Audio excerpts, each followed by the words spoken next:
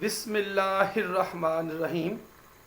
Dear students, आज हम MA English part 2 के मॉडर्न नावल का थिंग्स फॉल अपार्ट में करैक्टर ऑफ यनूका को डिस्कस करेंगे। थिंग्स फॉल अपार्ट, शराजा बिखरना, यानी चीज़ों का टुकड़े टुकड़े होना। ये मॉडर्न नावल लिखा है चिनुआ एचबी ने। तो डियर स्टूडेंट्स, आइए आगाज़ करते हैं। करैक्टर ऑफ यनूका, यनूका का किरदार। यनूका वाज ओकानकोज फादर। ओकानको जो कि इस नावल का हीरो है, यनूका ओकानको का बाप था। He was a lazy fellow, वो एक सुस्त आदमी था। He was tall but very lean and thin and a little stoop. वो दराज का था लेकिन बहुत दुबला पतला था और थोड़ा सा झुका हुआ था।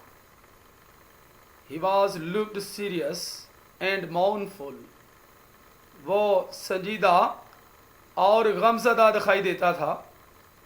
He was poor and could not feed his wife and children to their fill.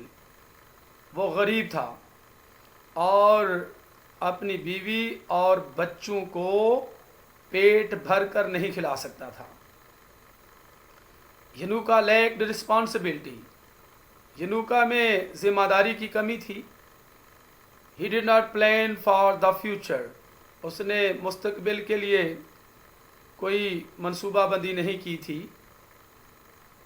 During his life, अपनी ज़िंदगी के दौरान, he never took a title and therefore never gained status और respect from the villagers.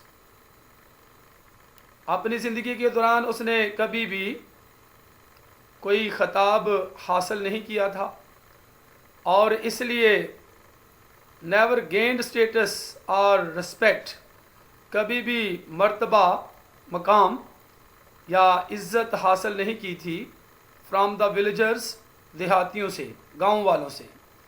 Instead they called him a loafer, इसकी बजाय वो उसे loafer कहते थे, आवारा गर्द कहते थे, लफंगा कहते थे।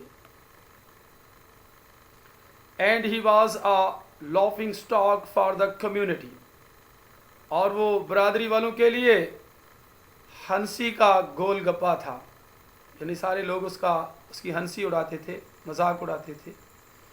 He was found of drinking, शराब नोशी का शौकीन था।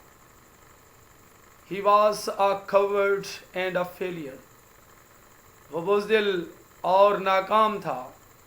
He never became a warrior, even wars made him unhappy because he couldn't stand the sight of blood.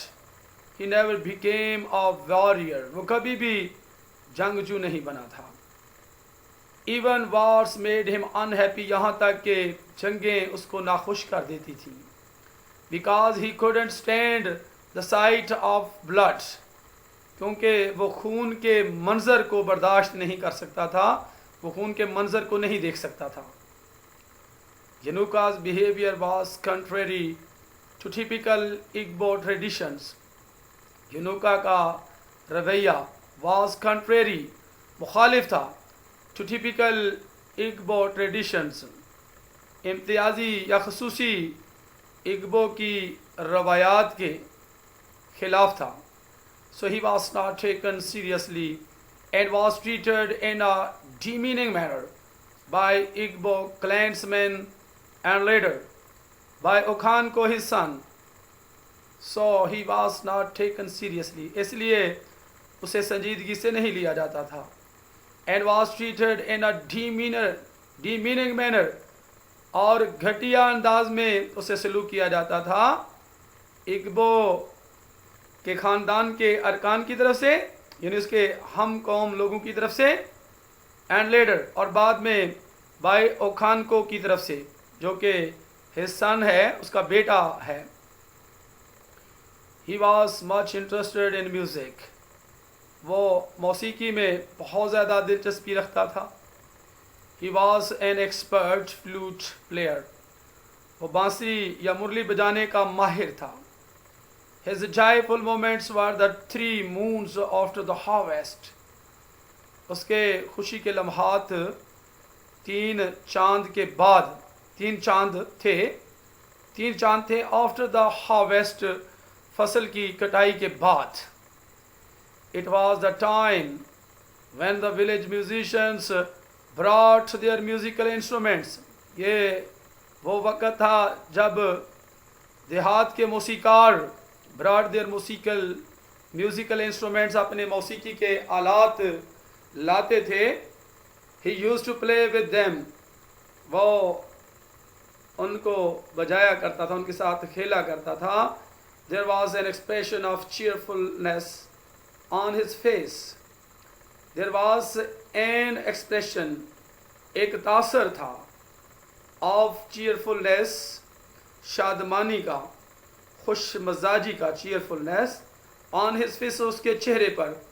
He was out of occupation. वो पेशे से बाहर था, यानी वो कोई कारोबार नहीं करता था. He was habituated of borrowing money. वो रकम उधार लेने का आदी था. He never felt any hesitation or shame in borrowing money.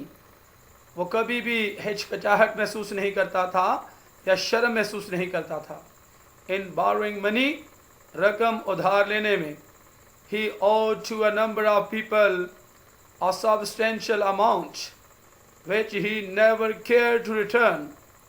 He owed to a number of people. वो बहुत से लोगों का मकरूज था.